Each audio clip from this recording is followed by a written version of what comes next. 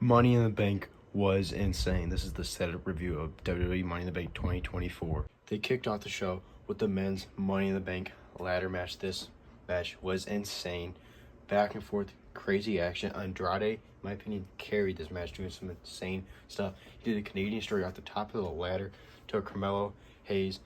Chad Gable with belly-to-belly suplex LA Knight onto a ladder outside of the ring. This match was insane, going back and forth.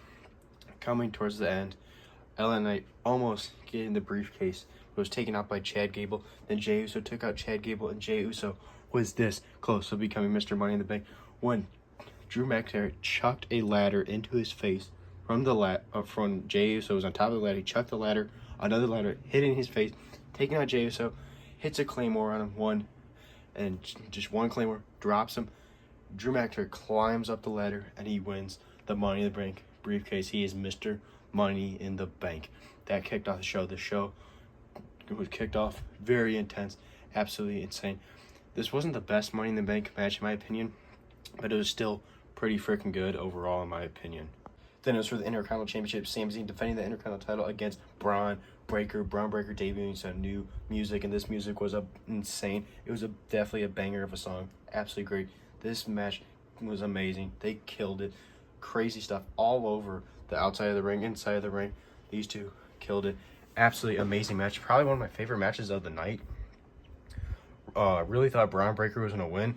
Braun Breaker went for a spear on the Sami Zayn. He kicked him in the face, and then he led him into the turnbuckle and then hit a haluva kick. 1, 2, 3. Sami Zayn retained the Intercontinental Championship. I was blown away that he retained the Intercontinental title, but that's what happened, and I was kind of expecting Braun Breaker to win, but Sami Zayn retains, and I'm not upset with it because I think this is going to lead into another match. I think Braun Breaker either way is going to win it. I think this is going to lead to something else because even though Sami Zayn won fair and square, there's still the beef going on with Monday Night Raw, Sheamus and Braun Breaker and Sami Zayn and all this stuff. So I think it could lead to a triple threat down the road or something. Who knows? Overall, Sami Zayn is still our Intercontinental Champion, and I really enjoy this match.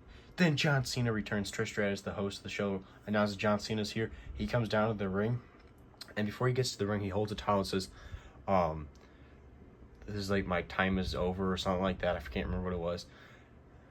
But he gets to the ring, and John Cena gets a mic, and he has a shirt that says 2025. He goes, it says, the last time is now tour. And then it says John Cena farewell, on the back is a door, and it says, after this, you can't see me. And John Cena grabs the mic and goes, I'm officially announcing I'm retiring from the WWE. And I was like, what? No! John Cena is the person that got me into wrestling. He's like when I was a little kid, he was like my childhood hero, even though I'm not that old. I'm in high school. But as a little kid growing up watching wrestling, he is the reason why I got into it. I just love John Cena. So hearing him say that, I was like, no. And then he goes into explaining that he's on to his final run. He's here for everything. He said he's going to be here for the first Monday Night Raw on Netflix. He's going to be here for the 2025 Royal Rumble, but that's going to be his last Royal Rumble. The 2025 Elimination Chamber, he's going to be here, but it's going to be his last one. And then he said the WrestleMania 40 in Las Vegas, Nevada, 2025 is going to be his last WrestleMania that he's going to be competing in. He's going to retire there. So John Cena will be having his retirement match at WrestleMania 41. It better be Randy Orton. There's no other person on the planet that should be retiring besides Randy Orton. Those two have the greatest rivalry of all time. They should be the final match. I can't wait for that. It's gonna be so sad. I already pre-ordered the shirt that came out. The shirt that says my farewell John Cena kind of a thing. So with everything said just there, I just watched the press conference of John Cena talking, and he is actually extending the time. He didn't say it completely in the promo. He's going to be on this final tour from January 1st at the very first Monday Night Raw on Netflix. So he won't be on TV until then. And he's going to be on TV until the very last day of December. And he'll be having his retirement match until one of the last shows in December. So we're pretty much going to get him for a full year of 2025. So he said he'll be getting opportunities. He'll be in the Royal Rumble. He's going to be in the Elimination Chamber. Maybe he can get a main event WrestleMania. He's going to be in the Money in the Bank. John Cena's going to be at everything in 2025. 2025 is going to be a crazy year, and I can't wait for it. But it's going to be really sad when it comes to an end when he retires. Then it was Damian Priest versus Seth freaking Rollins in the World Heavyweight Championship match. His match was decent, and Damian Priest had the biggest botch of the century. Seth Rollins had like a powerbomb kind of thing on him, and he pinned him. 1, 2. Damian Priest didn't kick out, and the ref just stopped. Like, it was like he could have counted to 5, and Damian Priest is just laying there, not kicking out, and the ref just stopped. It was the weirdest thing ever. I don't know if Damian Priest got knocked out for a second or whatever. It was weird as hell. Seth Rollins started beating on Damian Priest, and then Drew McIntyre's music hits. Drew McIntyre comes down in the ring, cashes in the Money in the Bank, and makes it a triple threat. And Drew McIntyre hits a Claymore on Seth Rollins, throws him out of the ring, hits a future shock DDT on Damian Priest, and they were outside of the ring. No, actually, no, they weren't outside of the ring yet. They were fighting, and he hits a future shot DDT on Damian Priest, and then CM Punk jumps. This is Drew McIntyre taking him out of the ring, hitting him with a steel chair a million times, choking him out, hitting him with the World Heavyweight Championship, throwing him in the ring. Damian Priest hits a chokeslam. 1, 2, 3. Damian Priest retains the World Heavyweight Championship, and Drew McIntyre has failed his Money in the Bank cash in. Worst decision in Triple H's booking career. Absolutely terrible. What a waste of Money in the Bank. He didn't even have it for 24 hours, and he didn't even win the title. If you're going to cash in on the show, you have to win. It was so dumb. They could have gave it to Jey Uso or LA Knight. What a waste. They could have had CM Punk screw him over and not screw him over in the Money in the Bank match, so he didn't win the Money in the Bank, and they could have made the storyline even bigger. This was a waste just for a stupid storyline. I feel like this was a very dumb decision, and also Damian Priest keeping the World Heavyweight title is dumb. I'm so done with him being World Heavyweight Champion. I cannot wait for Gunther to bless us by beating him and becoming World Heavyweight Champion. Damian Priest sucks, and this booking decision sucked. LA Knight or Jey Uso should have won the Money in the Bank. What a waste. Then CM Punk at the end, Cena, and announcer desk like a douchebag, and Seth Rollins was losing his mind, yelling at him, screaming at him, because he screwed him over as well, because Seth Rollins lost the match, and also never challenge the World Heavyweight Championship as long as Damian Priest is champ. Then it was the women's Money in the Bank ladder match. This match was actually better than the men's. It was insane, them beating the holy hell each other and everything. Apparently Chelsea Green is afraid of heights, so she was struggling with this ladder match and everything because she was like playing on with it. All of them were beating the holy hell at each other. Io Sky did a crazy move out the top to Zoe Stark. Then Chelsea Green ended up taking advantage when everybody was out cold, climbing the ladder, and she was about to win the Money in the Bank. She has it in her hand when Tiffany Stratton starts shaking the ladder, and Chelsea Green got afraid because of her height problem. And Chelsea Green climbs up the ladder, throws Tiffany Stratton throws Chelsea Green off the ladder through 2 tables, taking her out. Chelsea Green died, just absolutely gets murdered, and Tiffany Stratton wins the Mrs.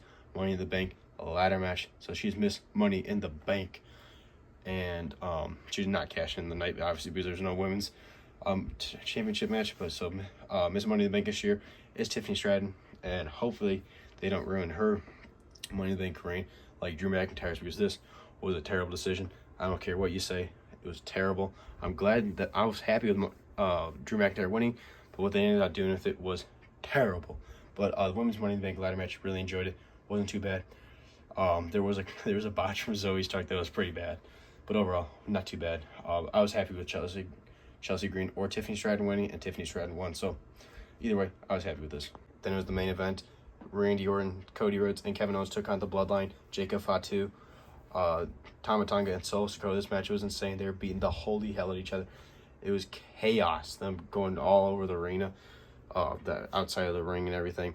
Cody Rhodes, Kevin Owens, and Randy Orton tried to attempt a Shield powerbomb to Jacob Fatu, I can't remember who it was. They failed that because they was going to do it to Solo Sikoa, but they failed it because Jacob Fatu saved him.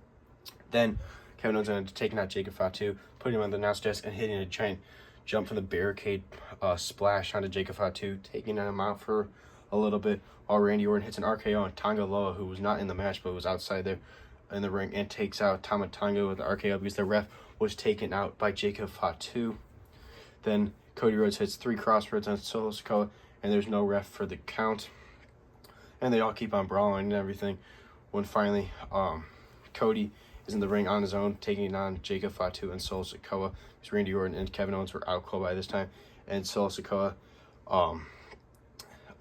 is set up for a spike because Jacob Fatu is holding him up like this, but I don't have a Jacob Fatu figure, so I just have Solo Sikoa holding him.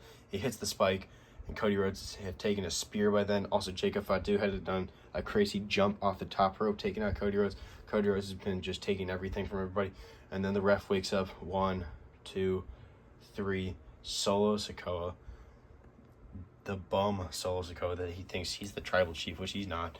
He's terrible. I always say that Solo Sikoa sucks. He is a mid-cutter. He freaking pinned Cody Rhodes.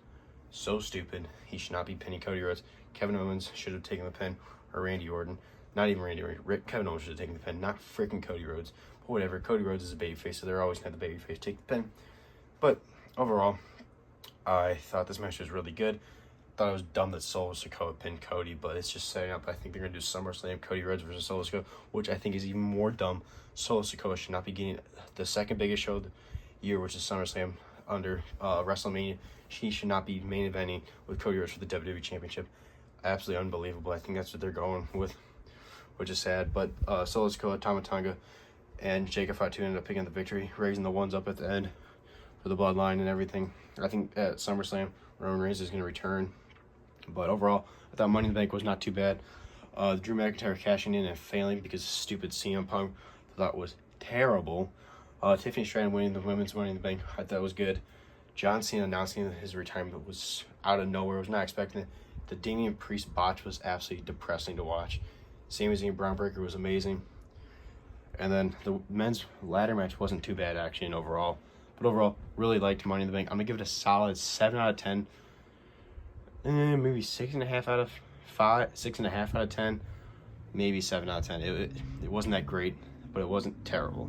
There was some really brutal spots like the botch of Damian Priest, botch of Zoe Stark, and then the terrible booking decision with Drew McIntyre cashing in and then him losing. But overall, wasn't a terrible show. I enjoyed parts of it, and also the other parts I was like, what the hell is going on here? But overall, this is Jerry. Make sure to like, subscribe, see for more wrestling figure content. I'll see you guys in the next one, and I cannot wait for 2025. We're going to get a whole year of John Cena because he's going to be there for over 40 years. Not 40 years, 40 shows. It's going to be insane.